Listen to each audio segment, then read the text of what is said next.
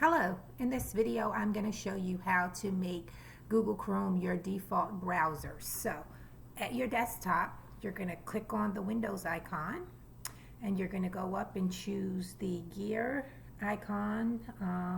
If you hover over it, it'll say settings, and you're going to open up your settings, and then you're going to look for the apps area, and you're going to click on apps.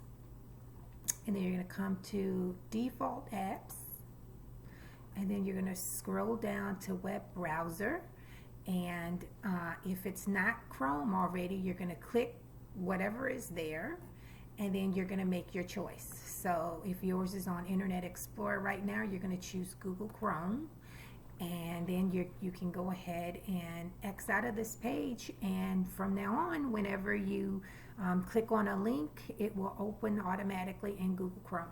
Okay, so that is how you set Google Chrome as your default browser. So I'm going to go through that one more time. This time without talking, I'm just going to perform the actions.